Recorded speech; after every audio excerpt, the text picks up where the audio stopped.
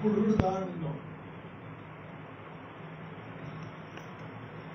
పురాణం సుబ్రహ్మణ్య శర్మ గారి జీవితం సాహిత్యం 18వ భాగం 12/11/20 మధురవాణి ఇంటర్వ్యూ విశ్వనాథ వారితో కొంత చూశాను నిన్న. తర్వాత ఎవరైనా ప్రసాదంగా కొబ్బరి చిప్ప పెడితే వెంటనే నోట్లో వేసుకునేవాణ్ణి కాదు అంటారు విశ్వనాథ్. ఏం చేసేవారు అని అడిగింది మధుర. ఏదో ఒకట్లో కాస్త ఉప్పు గళ్ళు తీసుకునేవాడు. కూరల మార్కెట్కు పోయేదాకా ఆ ఉప్పు గళ్ళు కొబ్బరి ముక్క చేతిలో ఉండే. పచ్చి మిరపకాయలు కనపడగానే ఈ కొబ్బరి ముక్కకు ఉప్పు గల్లుకు రుచి కల్పించేవాడిని నోట్లో. బానే ఉంది సరసం. సరసం కాదు, అదే క్షణాలలో భగవద్విషయమై రామాయణ భావనతో ఒక 20-30 పద్యాలు మనస్సులో అల్లుకునేవా. ఆశ్చర్యం, 20-30 ఇంటికి రాగానే వాటిని కాగితం మీద పెట్టాం. అందుకే మిమ్మల్ని తెలుగోళ్ళ గోల్డ్ నిబ్బు కొండవీటి పొగమబ్బు అని అన్నాడు. సరే, నీకు వాడు ఫ్రెండా? మీలాగే ఇంకా ఏమన్నాడే. నాకు కులమని మతమని పట్టింపు లేకపోయినా ఈనాడు మరో కవి కులగురువు మాయమయ్యాడని పాపోతున్న మాటలాడే వెన్నెముక పాట పాడే సుషమ్ల నిన్నటి నన్నయ్య భట్ ఈనాటి కవి సామ్రాట్ గోదావరి కవి సమ్రాట్ గోదావరి పలకరిన్ కృష్ణానది పొలకరిన్ కొండవీటి పొగమబ్బు అన్నాడు శ్రీ నయం. ఇంకా నేను వాడికంటే తర్వాత పోయుంటే చచ్చేవాడు. సత్యనారాయణ గారు లీలామహల్కు వెళ్ళి 10 కమాండ్మెంట్స్ ఇంగ్లీష్ సినిమా చూసి వస్తున్నాను. దారిలో విజయ టాకీస్ దగ్గర ఒక మేదర స్త్రీ నొలక మంచాలు అమ్ముతారు. సత్యనారాయణ గారు ఆగి రిక్షా దిగి ఎంత అని మంచం బేరం చేశారు. బేర చెప్పింది. ఆగుతుందా అని మళ్ళీ అడిగారు. ఆ వనిత చూసుకోండి, ఎందరెక్కినా ఆగుతుందా అని అడిగారు. తాలూబి నువ్వు నేను ఎక్కితే ఆగుతుందా అని మళ్ళీ అడిగారు. ఆ మేదరవతి కవి సమ్రాట్ తెలియదు. ఏదో సహజమైన బండ బూతులు తెచ్చే. సత్యనారాయణ గారు నవ్వుకుంటూ రిక్షా ఎక్కి పోనీ అన్నారు. ఇదేం అలవాటు అండి స్వామి, అదేమిటి సిగరెట్ కాలుస్తున్నారు? కవి సమ్రాట్ అది. ఆ రోజు నేను ఏదో ఒక చిలిపి పని చేసి ఎవరితో అయినా చివాట్లు తినకపోతే నాకు నిద్ర పడ్డ. ఇంగ్లీష్ సినిమాలు చూడటానికి వెళ్ళిన రాములు కొట్లో 2-3 కారాకెళ్ళి అప్పుడప్పుడు సరదాకి సిగరెట్ కూడా ఊదాల్సిందే. నేను ఎస్ఆర్ఆర్ కాలేజీలో 56 నుంచి 60 వరకు ఇంటరు, డిగ్రీ, బిఎస్సీ చదివినప్పుడు ఆయన మా కాలేజీ అవ్వంగానే మేము సరదాగా రోడ్డు మీదకి వచ్చాము. ఆయన రిక్షాలో సరిగ్గా అలంకార్ టాకీస్కి వెళ్ళే దారి మన దీని నుంచి మా అజంతా హోటల్ పక్క నుంచి ఆ దారిలో ఆ కుడి పక్కన రాములు కిల్లీ షాప్ ఉండే. అతను కుంటివాడు ఏమో, ఎత్తుగా ఉండేది బండి. అక్కడ కూర్చొని కట్టేవాడు. అసలు క్యూ నిలబడి కొనుక్కునేవాడికి అక్కడికి వస్తూ ఉండేవాడు. ఆయన కట్టించుకునేవాడు. 4-3 కడ్డీలు కట్టించు.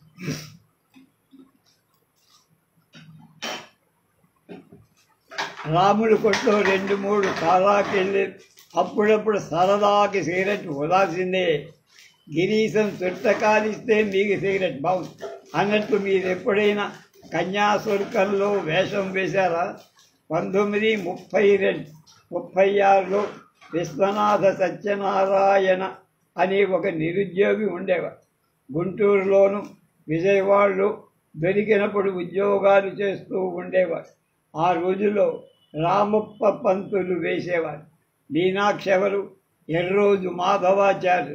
ఈయనెవరు? నూజివీడులో హెడ్ మాస్టరు, పండిట్ కూడా. మా గురువు గారు గురజాడ గురించి మీ అభిప్రాయం? Gurajada was a genius. He produced a very great drama that caught the imagination of the English educated youth of his times, and it came to stay. నీకంటే గిరీశం గారు బెటర్ అండి. ఆయన ఇంగ్లీష్ మాట్లాడుతుంటే దొరలు మాట్లాడుతుంటుందా ఉన్నట్టు ఉంటుంది. ఇంతకీ ఏమంటారు? కన్యాశుల్కం నాటకం కాదని. నాటకం ముందే తెలిపినవాడు ఎవడై ఉంటాడు? చిత్రం మహావిచిత్రం ఉన్నట్టు ఉంది మీ మాట.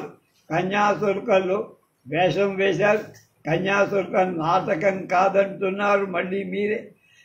కానీ ఈ కాలానికి అప్పారావు పంతులు గారు రాసిన కన్యాశుల్కం పనికి వస్తుంది. నిజానికి పనికి రావడం లేదు కూడా. ఎందుకంటే ఈ పుస్తకంలో విమర్శించబడిన సాంఘిక పరిస్థితులు ఇవాళ కొత్తగా ఏం లేవు, బాగా పాతబడిపోయి. గురజాడ మహాకవి కాదంటారా?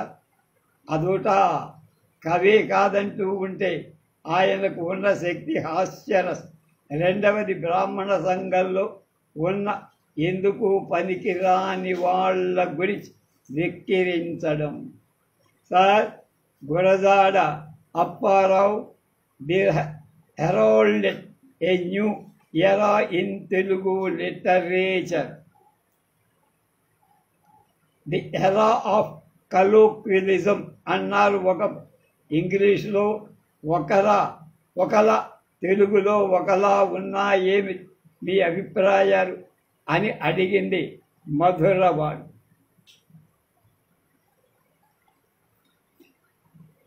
నన్ను ఎరుగరు ఈ తెలుగునాట మీరు విశ్వనాథ కులాంబోధి విధుని బహు విచిత్ర చిత్రధ్వని బహు విచ్చిత్తి మన్మహాకృతి ప్రణీత సత్యనారాయణ కవి. మీరు 1000 పడగలు తెలుగులో వ్రాసి ఉంటే బాగుండేది. అంటే వ్యవహారిక భాషలో వ్రాయకుండా మీకోసం మీరు పెంకితనాన్ని సృష్టించుకొని శైలిలో రాశారేమిటి గురువు? ఇప్పుడు నా గ్రంథిక శైలి నీకేం పేచీ వచ్చిందమ్మాయి? ఆ రోజుల్లో ఆంధ్రదేశంలో పురుషుల కంటే స్త్రీలు ఎక్కువగా చదివేవారు. 1000 పడగలు తెలుసా నీకు?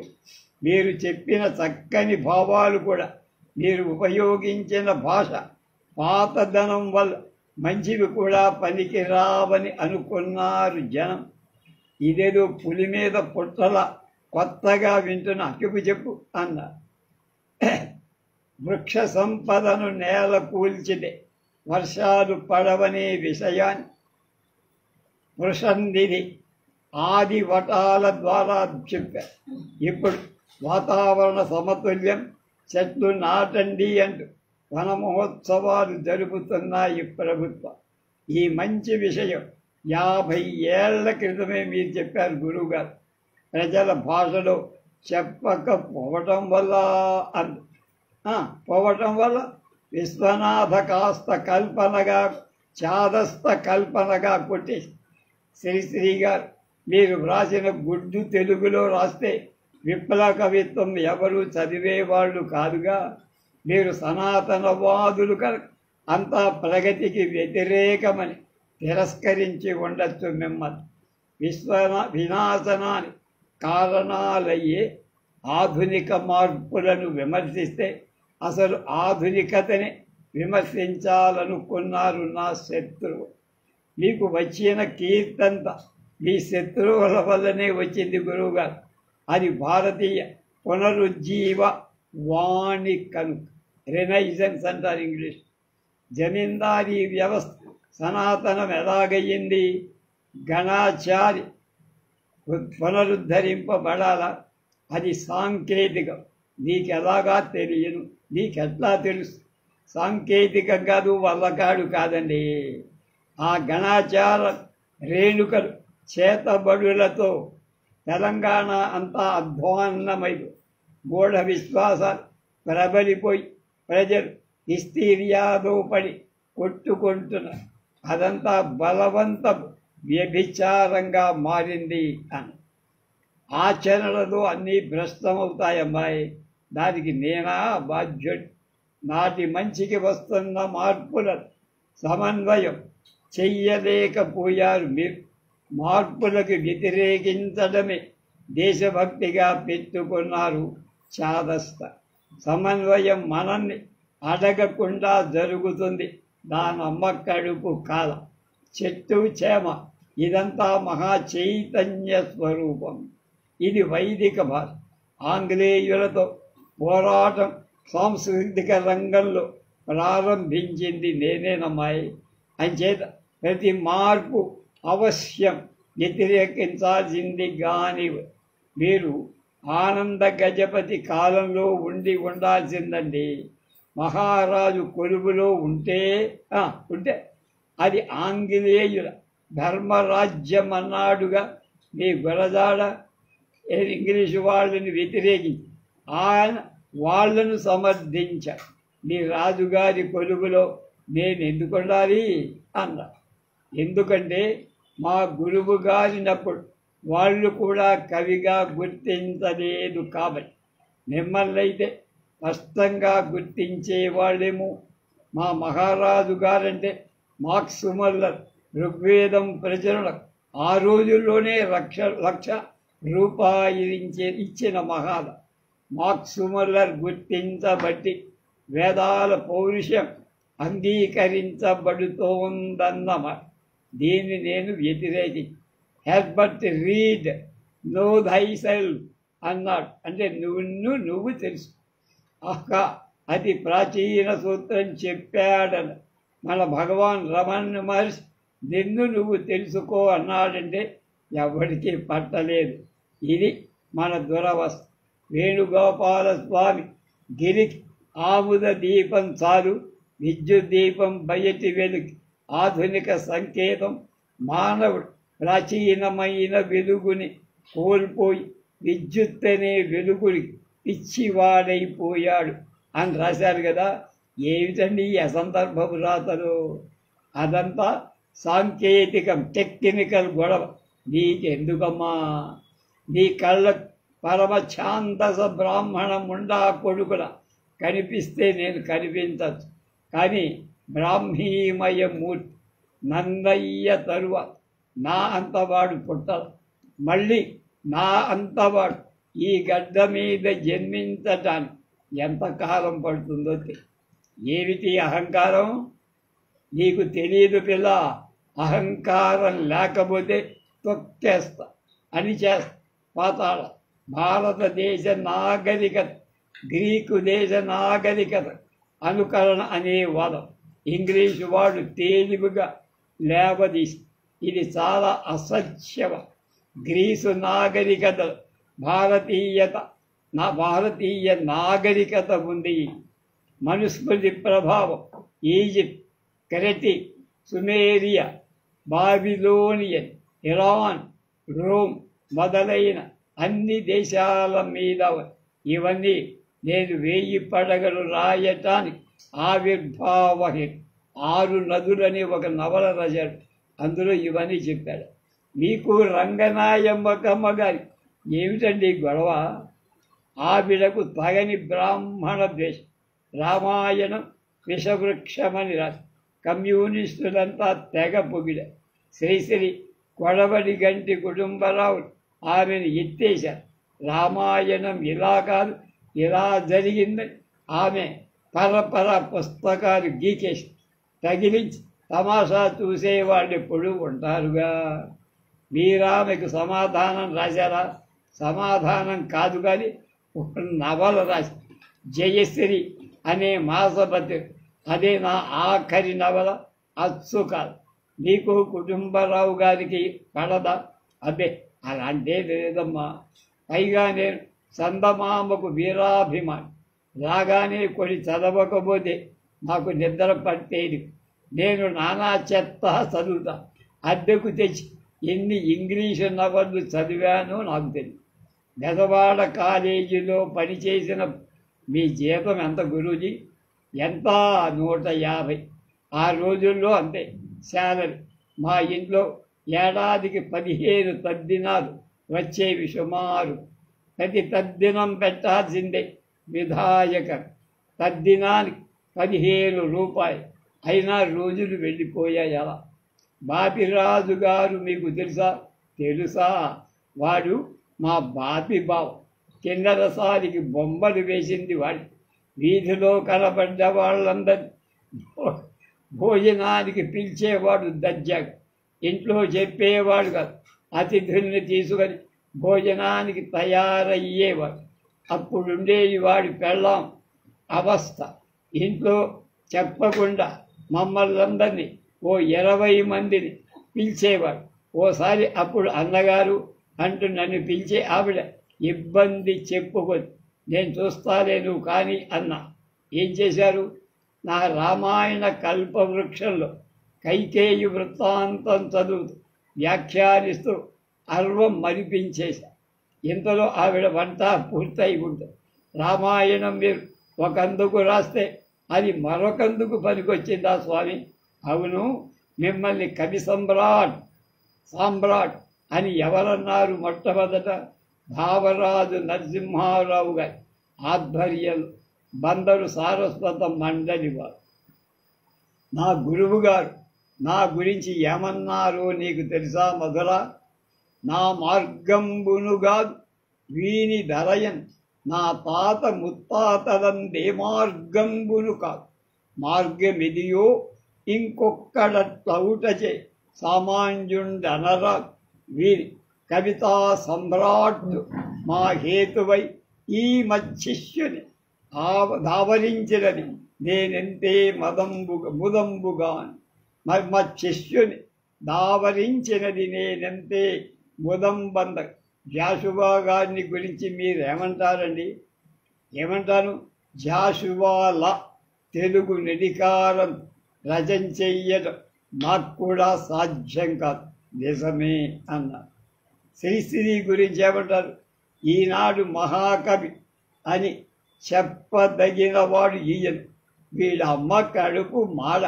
ఏం రాశాడమ్మా కవిత, ఓ కవిత అంటూ. వాడి కమ్యూనిజం నాకు గెట్టదనుకో. ఇంతలో ఎవరో వచ్చి తిరుపతి ప్రసాదం అంటూ లడ్డూలు చేతిలో పెట్టి పోయారు. నాకు పెట్టకుండా అంతా మీరే తినేస్తున్నారే. తినేసానా? ఏం చెయ్యను? వీడి అమ్మ కడుపు మాడ. వీడు ఊడంతా అప్పులు చేస్తాడు. నా దగ్గర కూడా ఉంటే లేదను. ఏడాదికి 2-3 సార్లు తిరుపతి పోయేస్తాడు. అక్కడే ముందు వీడి బొంద ఊళ్ళో అందరినీ వీడు గొడుగుతాడు. వీడిని తిరుపతిలో వాడు గొడుగుతాడు. నీకు తిరుపతి వెంకటేశ్వర స్వామి అంటే పడ్డా చంపకు. అస్తమానం బుడుంగున అప్పులు చేసి తిరుపతి పోవడం. అక్కడ గోళ్ళు ఖర్చు. ఇదో పెచ్చి వెర్రి. అస్సలు చేసి అప్పులు చేసి ఊళ్ళో వాళ్ళని ముంచి తిరుపతి వెళ్ళకపోతే ఏం ఉండు. వెళ్ళి వాళ్ళని అడిగి మరో లడ్డూ తెచ్చి మధురవానికి తిను. నాకు మొదటి నుంచి తీపి సరుకంటే ఇష్టం లేదు. కారపు వస్తువులంటే నా జీవితంలో ట్రాజెడీ ఏమిటో తెలుసా? చెప్పండి. బందరులో 2 తినుబండారాలు ఉన్నాయి. అంటే స్వీట్ షాప్ ఆంధ్రప్రదేశంలో మహాప్రసిద్ధి పొంది. ఒకటి బందర్ తొక్కుడు రొట్టె. దీనిలో ఢిల్లీలో, లక్నోలో, రావల్పిండిలో యావదాంధ్రుడు తెప్పించుకు తింట. దీన్ని నెరిగినవాడు అమెరికా కానీ లండన్ కానీ వెళితే వెంట తీసుకొని పోదు. అయినా దాని మీద నాకంత ఇష్టం లేదు. నాకు కారపు వస్తువుల మీదే ఇష్టం. ఈ రెండవ వస్తువు కారపు. అందులో కారం ఉండదు. కారాన్ని నంచుకొని తినాలి. అది కారం నంచుకొని. దాని పేరు పులుకులు, పెసర పులుకు. వాటి రుచి చెప్పుటకు వీలు కాదమ్మా. అందులో పచ్చిమిరపకాయ కారం నంచుకొని తింటే స్వర్గానికి బెత్తడు కాదు, స్వర్గానికి పైన బెత్తడు అన్న. చెప్పండి, నేను ఆగలేదు. కొద్దిటి పూట ఇవి తినని వాడు బందర్లో అనా కూడా పనికిల గాతి లేనివాడు. అనా చల్లగా నువ్వు పావలా పునుకులు తింటే కనీసం వారం రోజులు నీకు ఆకలిక. పునుకులు తినటం ఆకలి కొరకు కాదు, వట్టి రుచి కోసమే. ఇప్పుడు వెళ్దామా? ముట్నూరు కృష్ణారావు గారంత ఎడిటర్ చాటుగా వాటిని తెప్పించుకొని తినటం నాకు నేను 2 ఏళ్ళు అవి తిని నా ఆరోగ్యం పాడు చేసుకున్నాను. ఇంతకీ ట్రాజెడీ ఏమిటో చెప్పరా? నా దగ్గర డబ్బులు లేదు, నాకు చచ్చేటంత దరిద్రుడికి ఆకలి ఎక్కువ అన్నది. ఇప్పుడు డబ్బులు తడుముకోక్కర్లేదంటే జీర్ణశక్తిలే తినలేదు, ఆరాయించుకోలేదు. నాకు మొదటి నుంచి అవి ఇవి చిరుతళ్ళు తినడం మీద ధ్యాస. వాకున్నంత జీవచాబల్యం సృష్టిలో మరెవరికీ లేదేమి. మీకు బందర్లో పెసర పులుకులు ఎలాగో మాకు విశాఖలో విజయనగరాల్లో పుల్లట్లు తినే రావి శాస్త్రి రాజు మహిషి నవల రాశాడు తెలుసా. 6 సారా కథలు కూడా రాసి సాహిత్యానికి సారా రుచి చూపించిన వాడే కదా అన్నాడు. 6 సారా కథలు రాసి అది ఆవులు పులుసుల అటుకులని పులుసటుకు మరొక భక్ష్య విశేషం. అది తింటేనే కన్యాశుల్కం రుచి తెలిసి. అప్పారావు గారి పులుపు అసలు ఇష్టమా? అది కాదు, పులుసటుకులు వెంకటేశాన్ని. అప్పారావు పంతులు గారి ద్రావిడుల ఇంట్లో కాల్చిన దిబ్బ రొట్టె అంటే చాలా. సరిపోయే ముందు నారాయణదాసు గారింట్లో కాల్చిన దిబ్బ రొట్టె తెప్పించుకొని తిన్నారు మా పంతులు గారు. శ్రీశ్రీకి ఏమిస్తావు మాయ్? గరం గరం స్వరంగాలు పొంగర, రంగరంగ పొంగర. మీరు కిళ్ళీలు బాగా నమ్ముతారా గురూజీ? నాకు రాగం సత్యనారాయణ అని ఒక స్నేహితుడు ఉండేవాడు. అప్పుడు క్లాసుకి మానిటర్ని చిన్న క్లాసు నుంచి కూడా తాను బడికి రాకపోయిన హాజరు వేయించుకోవచ్చు. నాకు లంచం పెట్టి ఆ కాపులు అనుకుంటా వాళ్ళు ధనవంతు. 1 ఏడా 2 ఏళ్ళ 4 ఏళ్ళ లంచం వాడు లంచం ఇచ్చేవాడు. ఈయన వాడి బదులు హాజరు పలికే. ఏమిటి? సత్యనారాయణ నాకు తమలపాక కిళ్ళీలు లంచం పెట్టేవాడు. తర్వాత నా భార్య నేను 4వ ఫారం చదువుతుండగా కాపలాను తమలపాకులు కొనేవాడిని.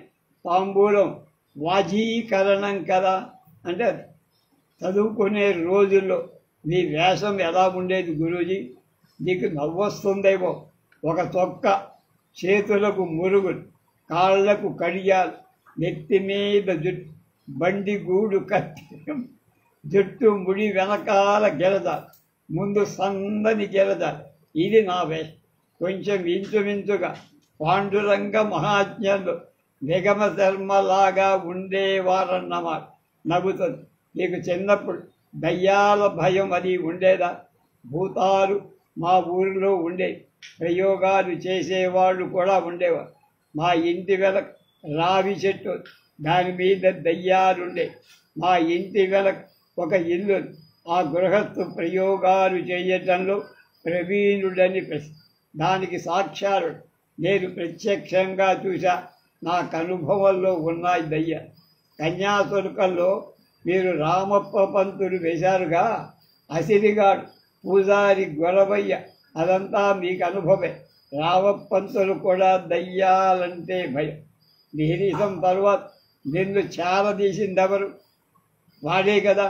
కన్యాశుల్కంలో నీకు ఎవరంటే ఎక్కువ ఇష్టం? కరటక శాస్త్రి శిష్యుడు. ఎందుకంటే గొంతు మార్చి మాట్లాడేవాడు, నన్నే మాయ చేసేవా. నాకు నువ్వంటే ఇష్టం. నిండు మొమ్ము మనము నవ్య నవనీత సమానమన్నాడు విశ్వనాథ. ఎవరిని మధురం. ఆగండి, నీ చిన్న కథలో మీరు చాలా మంచి పూల మొక్కల్ని నాటారు. మీ రెక్కిన ఎవ్వరూ అందుకోలే. ముఖ్యంగా మాక్సిలీ దుర్గంలో ఏం రాశారండి? మీ రుణం తీర్చుకున్నా చదివితే మనకు వస్తుంది. ఎక్కడ వస్తుందంటే బెంగుళూరు నుంచి హిందూపురం బస్సులో వెళ్తుంటే రైల్లో మాక్సిలీ దుర్గం అది స్టేషన్ ఉంది. ఆ దుర్గం మీదుగా మనం వెళ్ళాలన్నా చదివితే అస్తమానము 1000 పడగల్ని మాత్రమే పొగిడేవారు కళ్ళు తెరుచుకుంటా మీ నవలలన్నీ ఒక ఎత్తు, వాటి మీద మీ కథను మరో ఎత్తు తెలుసా. ఐఆమ్ బెటర్ దాన్ గురజాడ అంటాడు విశ్వనాథ్. సృష్టితో పరిచయాలు ఎందుకు కలుగుతాయి, అవి ఏ విధంగా పర్యవసిస్తాయి, చివరికి ఏమవుతుంది, మన జీవితంలో ఏం సంబంధం లేకపోయినా ఏ విధంగా తన మనసులో ఆదుకున్నదో చిత్రంగా ఉంటుంది. సామాన్యంగా కొన్ని కథలు ఏమి సంబంధం లాంటి ఎవరు పడితే వాళ్ళు రాయలేరు. అది కూడా గొప్ప కథ. జననాంతర సౌహృదాన్ని అన్నాడు కాళిదాసు. 1000 పడగలు చివరిలో చాలా చిన్న పిల్లకు కథానాయకుడితో పెళ్లి జరిపించారేమిటండి, ఇది కూడా సాంకేతిక విషయమా అని కొందరి బుద్ధిలో అది పెళ్లి కాకపోతే వయసు తారతమ్యం కింద గొప్ప చేయబడి వివాహం అంటే తప్పుగా పరిగణింపబడు. అది ఆ ధనికుల నాగరికతా సంపద. గురువుగారు, బద్దన్న సేనాలలో మీరు పంచములకు లేని వర్ణ ప్రతిష్టను ఇచ్చి వాళ్ళకి బానిసత్వ నివృత్తి వృత్తిని స్థాపించారంటున్నారు. అంతరాని తన మహత్తర ఆదర్శంగా కీర్తించారంటున్నారు. పైగా ఆధునికులు చెప్పే ప్రేమ సిద్ధాంత పంచమకుల సిద్ధాంతంగా వికృతించారంటున్నారు. మీ మీద ఏమంటారు? ఆనాటి వ్యవస్థని ఇప్పటి కళ్ళజోడుతో చూస్తే అలాగే అని. ఆ కాలంలో అంటరాని తనం ఉంది, దాన్ని బద్దన్న విశ్వసించి పాటిస్తారంటే మధ్య నన్నెందుకు తిట్టడం, ఎవరికి ఏది వెతుక్కుంటే వాళ్ళకది. 12వ శతాబ్దం ఆంధ్ర ప్రాంత రాజకీయాన్ని నీకు తెలుసా అని అడిగాడు ఆయన. ఈమె భారతీయ సంప్రదాయాన్ని సంస్కృతిని కాదు మనుధర్మాన్ని మాత్రమే మీరు సమర్థించటానికి రచనలు చేశారని విరసం వాళ్ళు అంటున్నారు.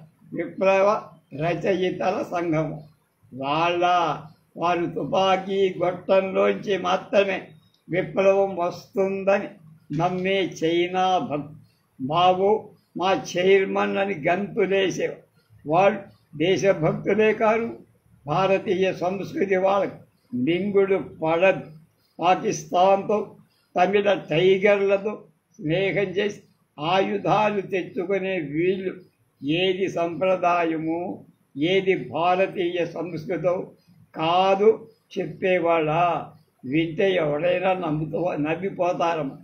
నీవి ఫ్యాసిస్ట్ భావాలు, ముసోలిని లాంటి భావాలు ద గ్రేట్ విరసం కవులు అన్నారు.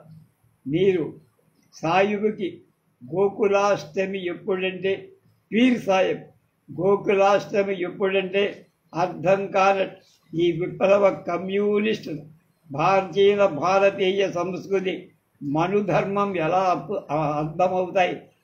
భద్రవాణి వాళ్ళు ఏ రకంగా చెప్పినా అవి కాలం చెల్లిన ఈనాటికి వర్తించవని మీరు ఫ్యూడల్ సాంఘిక సంస్కృతిక శక్తుల్ని ఆదర్శీకరి సంప్రదాయక కుటుంబాలని వచ్చిన అనేక మంది యువ పండిత కవులు తప్పుడు దోవలో మళ్లించారని మీ మీద వాళ్ళ అభియోగం. పోని వాళ్ళని సరైన దారికి మళ్లించమను. నేనేం అడ్డుపడ్డానా? మన సంస్కృతి చాలా బలమై దాని పునాదులు ఎక్కడ ఉన్నాయి? భారతీయ జీవనంలో. వాళ్ళంతా ఇళ్ల దగ్గర ఫ్యూడల్ పద్ధతుల్ని అవలంబిస్తున్నారని రాచకొండ రామచంద్రారెడ్డి అన్నాయన కమ్యూనిస్టుని వేళాకోళం చేసి ఆయన ఆ తుపాకీ గొట్టంగాళ్లతో మనకెందుకు పోనిస్తూ అని నయా ఫ్యూడల్ విమర్శకులు బయలుదేరి విశ్వనాథ సాహిత్యాన్ని మళ్ళీ పైకి విరసాన్ని దెబ్బతీయాలని చూస్తున్నారు అంటారు. నిజమా గురూజీ?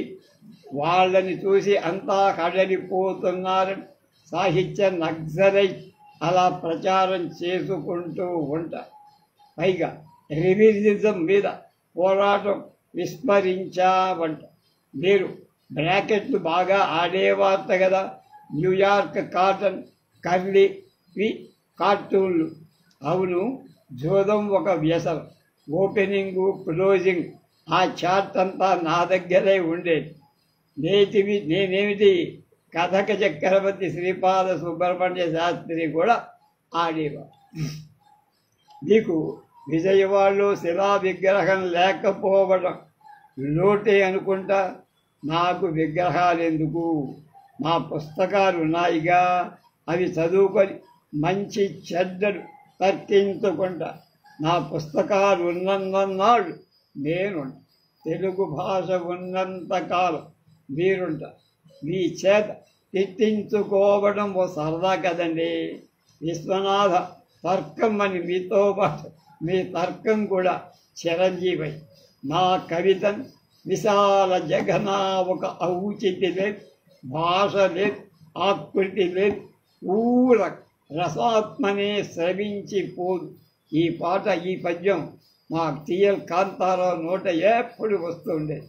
ఆయన మీద పెద్దగా ద్వేషము లేదు, ఆరాధన లేదు. ఆయన మిసిరి సెప్టెంబర్ అక్టోబర్ 1991. అడివి బాపిరాజుతో ఎంటర్ మధుర. అదేమిటి ఆ చేతులు తిప్పుకోవడం? దీన్ని బట్టి చూస్తే మీ సన్నిహితుడు మిత్రుడు కోలబెన్ను రామకోటేశ్వరరావు గారు శ్రీమతి బాపిరాజు అని పిలిచేవారన్నది నిజమే కాబూలని. ఆయన ఫెమినిజం ఉంటుందట. అదా ఓసారి మెడ్రాస్ రేడియో స్టేషన్ నుంచి జీవితంలో సౌందర్య పిపాస్ అనే విషయాన్ని గురించి మాట్లాడా. ఆ టాక్ రికార్డు చేసిన ఎదురుగుండా ఉన్నది మైక్రోఫోనే అయినా నాకదో అందమైన అమ్మాయిలా అనిపించి అప్పుడు రామకోటి అంటే కోటేశ్వరం అన్నాడు.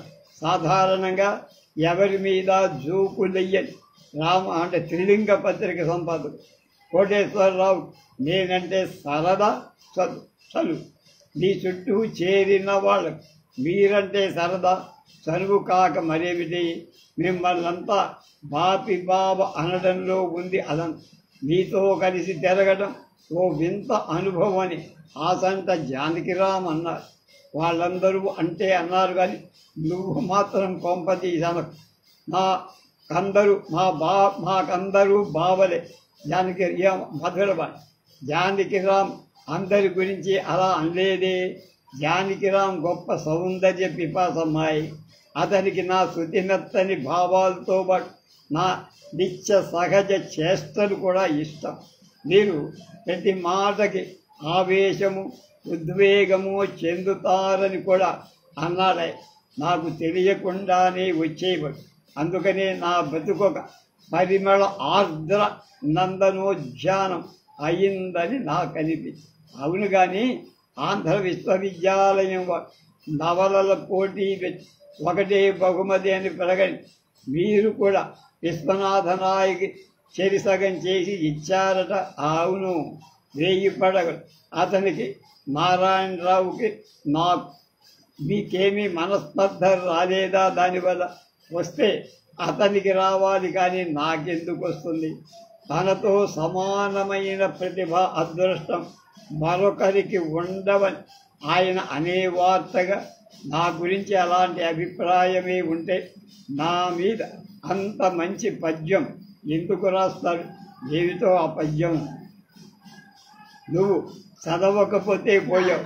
నేను మాత్రం నా గురించి ఎవరైనా పొగిడితే రాసింది నా నోటితో అనను. ఒట్టినే వెటకారానికన్నా వెళ్ళి ఆ పద్యం నాకు కంఠతా వచ్చు. అతడు గీసిన గీత బొమ్మై, అతడు పలికిన పలుకు పాటై, అతడు హృదయములోని మెత్తన ఆర్ధ చమత్కృతి అయి అని కదా ఆయన అన్నాడు. 100కి 100 పాళ్ళు ప్రేమ చేత అన్నవే ఆమె.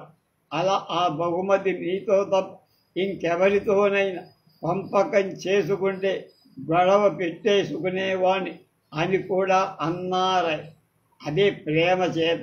1895లో పుట్టినవారు మీతో పాటు కొందరు మహనీయులే అయ్యారు. మేమంతా మన్మథనామ సంవత్సరంలో పుడితే అందగాళ్ళు కావాలి, కానీ అందగాళ్ళము కాకపోలేదు. కానీ నీ మాట ప్రకారం దుర్ముఖి నాకు సంవత్సరంలో పుట్టిన వాళ్ళంతా ఏమవ్వాలి? కాలపురుషుడు ఉల్లాసంగా ఉన్నప్పుడు పుట్టి ఉంటారు మీరు మీ వంటి వారు. అంటే కాటూరి విశ్వనాథ, జాషువా మీరు ఇంతకీ పూర్వం ఎప్పుడు ఏ కాలంలో ఉద్భవించలేదు అనేదేమిటి? ఉన్నట్టుండి ఏదో పాట మొదలుతున్నారు. నువ్వు నేను కలిసి పువ్వులో తేనెల, నువ్వు నేను కలిసి కోకిల గొంతులో పాటల, నువ్వు నేను కలిసి వెన్నెల వెలుగులో వాంఛల, నువ్వు నేను కలిసి గగన నీలాన శాంతి, నువ్వు నేను కలిసి అంటూ తెగ పలవరిస్తున్నారు. నువ్వు నేను అంటే మనిద్దరం కాదమ్మోయ్ అని తెలుసులండి. ఆమె మీ ఊహా ప్రేయసి శశికళ, కృష్ణశాస్త్రి, ఊర్వశిల, నందూరికి ఎంకె. మీరేమో ఎవరైనా స్నేహితుల ఇళ్ళకి వెళితే తల సావిట్లో నిలవ తిన్నగా వంటింట్లోకి వెళ్ళి వంట పనుల్లో కూడా సాయపడి చెయ్యి చేసుకునేవారట.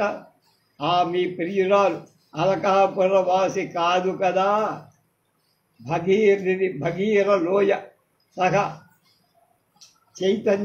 చైత్యాల ప్రవాసి అయిన శిల్ప సుందరిలో నేనామెను వడగను.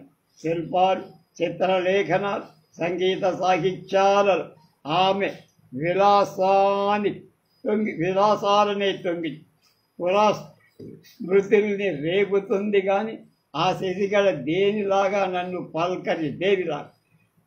పలకరించి నేనెంత అలమటించినా శివమి ఆమె కోపం తిరిగి నా చివరికి నీకు యువతల నాకు అవతల తెరగున్నది బాల అని వాపోయి. ఈమె నా ఊహలో ఆమె అభవ, ఆమె సజ్జో యవ్వన, ఆమె అయోనిజ, ఆమె ఎవరికి ఎంత వలచిన గృహిణి కాదు. అతీంద్రియ భోగ్యమైన వస్తు ఆలింగనంలో ఇమడదని కదా అంటారు మీరు. ఈ కళాకారులందరిలో స్త్రీ ప్రకృతికి ఎక్కువ పాడు. స్వామి, మీకు వ్యవహార దక్షత కూడా తక్కువే అని కాటూరు అన్నారు. లాయరుగా, అధ్యాపకుడిగా, పత్రికా సంపాదకుడు, దేంట్లో కూడా మీరు దక్షులు అనిపించుకోలేదు. కళా సృష్టి లేని చోట నా హృదయం రమించదు. మీరు ప్రయోజకుడైతే మా బాపి బావ కాకుండా పోయేవారు. కల్లా కపటం లేదు పని వంటి వారు మీరు. మీ అమాయకత్వంలో మీరు లోకాన్ని జయించి కష్టం చాల ఎవరైనా వకాల్తు ఇచ్చినా మీరు ముష్టి నారాయణ తోటలో పుష్పజాతుల్ని కూర్చి చేతులు తిప్పుతూ ప్రసంగం చేస్తూ ఉండేవారు. ఎలాగూ మిమ్మల్ని పట్టుకొని కొట్టు పాగా తగిలి కోర్టులో కూర్చోబెడితే మీ ముసిముసులు నవ్వులు చూసి మీ ప్రతిపక్ష వకీలే లేదైనా అడిగేవారు. సబ్ జడ్జి కూడా బాపిరాజు గారు ఎంతవరకు వచ్చింది మీ నవల అని అడిగేవాడు. నవ్వు ఇంట్లో వాళ్ళకి ఎవరైనా సుస్థి చేస్తే జేబులో డబ్బు వేసుకొని మందు కొనటానికి బజారుకి వెళ్ళిన మీరు ఆ సొమ్ముతో ఏ నక్కపల్లి బొమ్మను, కాళహస్తి కంచు విగ్రహము కొనుక్కొచ్చేవారు. ఆ బొమ్మల పనితనం గురించి, ప్రాశస్త్యం గురించి లెక్చర్ ఇచ్చేవారు. ఆలివర్ గోల్డ్ స్మిత్ మళ్ళీ ఈ మీద అవతరించాడని అంతా అనుకునేవారు. ఆ మాత్రం తీరుబాటుంటే చిన్న నేను పిల్లల ప్రపంచంలో ఇట్టే ఇమిడిపోతానమ్మాయి. నాకు పిల్లల పోషణ వగైరాలన్నీ ఎలాంటి ముకురు బిడ్డగా నా భుజాల మీద పాకాలి. నేను వాళ్లతో ఆడుతా మీరు పసివాళ్ళు కాబట్టి పసివాళ్లతో ఇట్టే కలిసిపోయేవాళ్ళు మీ బంధువులనేవా. పిల్లల లాగానే నాకు కొత్త వాళ్ళంటే కాస్తలే తప్పున కలవలేనందుకు. మీలాంటి పండితులు అలా ప్రవర్తించి నా పాండిత్యం అంతా గురుముఖత నేర్చుకొన్నది. సభలలో రక్తి తగ్గిన పిలవండి బాపిరాజు అనే వార్త కదా. అప్పుడు మీరు గుళ్ళ పిల్లాయి కూతురు కడు చక్కనిది సూతురు అని ఎత్తుకుంటే అంతా ముసి నవ్వులేట అవును. ఇంతకీ మీ గురువు గారెవరు? ప్రమోద కుమార్ చటర్జీ. వారికి ముందు Rajahmundry arts college principal Couldrey. పూర్తి పేరు ఆస్వాల్డ్ జెన్నింగ్స్, ఏజే కూల్డ్రే. మిగతా విషయాలు రేపు.